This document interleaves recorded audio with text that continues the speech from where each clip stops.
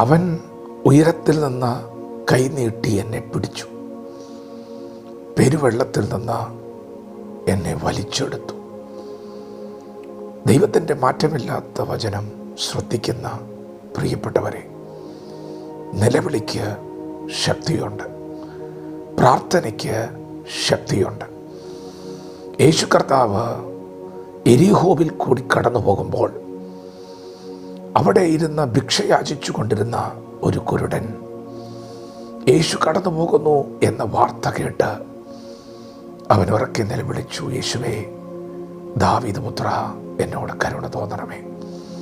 എല്ലാവരും പറഞ്ഞു, നീ മിണ്ടാതിരിക്കുക. അവന് മനസ്സിലായി, ഇത് എൻ്റെ വിടുതലിൻ്റെ ദിവസമാണ്.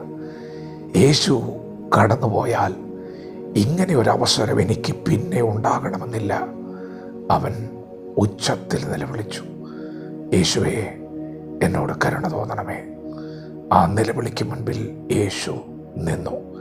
നിങ്ങളുടെ മക്കൾ നിലവിളിച്ചാൽ നിങ്ങൾ നിൽക്കുമെങ്കിൽ, നിങ്ങൾ നിലവിളിച്ചാൽ നിങ്ങളുടെ പിതാവാം ദൈവവും ഇന്ന് പകൽ നിങ്ങളുടെ മുമ്പിൽ നിൽക്കും. യേശു ചോദിച്ചു, ഞാൻ എന്തു ചെയ്തു തരണമെന്നാണ് നീ ആഗ്രഹിക്കുന്നത്? അവൻ പറഞ്ഞു, ഞാൻ കുരുടനായൊരു മനുഷ്യനാണ്, എനിക്ക് കാഴ്ച വേണം. നിന്റെ ആവശ്യം എന്താണ്? നീ യേശുവിനോട് പറ. നീ അവൻ്റെ മുൻപിൽ മനസ്സ് തുറക്ക്. അവൻ ജീവനുള്ള ദൈവമാണ്.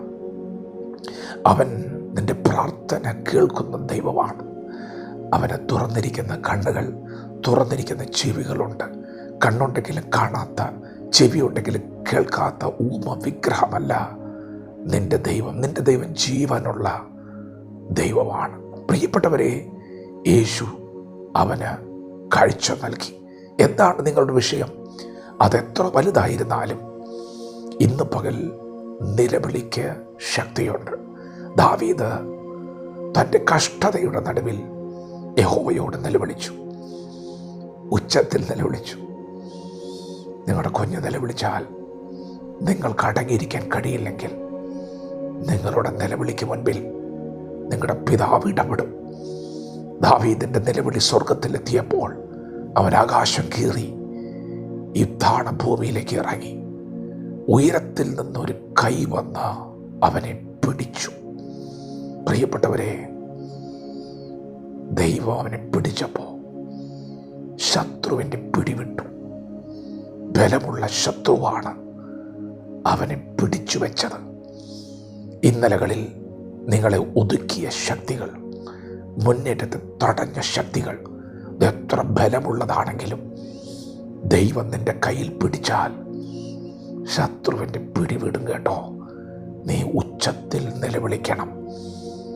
നിന്റെ ദൈവം പ്രാർത്ഥന കേൾക്കുന്നവനാണ്. അവനൊന്ന് പിടിച്ചാൽ, സർവശക്തനൊന്ന് പിടിച്ചാൽ ബലമുള്ള ശത്രുവിൻ്റെ പിടിവിടും. ദാവീദ് ദൈവത്തോട് നിലവിളിച്ചപ്പോൾ അവൻ്റെ നിലവിളി കേട്ട ദൈവം അവനെ കയറി ഒന്ന് പിടിച്ചു. ഒരു ഭക്തൻ്റെ ബലം എന്ന് പറയുന്നത് ദൈവം അവൻ്റെ കരത്തിൽ പിടിച്ചിരിക്കുന്നതാണ്. നീ ബലഹീനനായിരിക്കാം, ദൈവം നിൻ്റെ കയ്യിൽ പിടിച്ചിരിക്കുന്നത് കൊണ്ട് നീ ബലഹീനനാണെങ്കിലും ബലമുള്ള ഒരു കരം നിന്നെ പിടിച്ചിരിക്കുന്നത് കൊണ്ട് നിന്നെപ്പോലെ ബലമുള്ള ഒരുത്തനെ ഭൂമിയിലുണ്ടോ? പ്രിയപ്പെട്ടവരെ, അവർ എന്നിലും ബലമേറിയവരായിരുന്നു.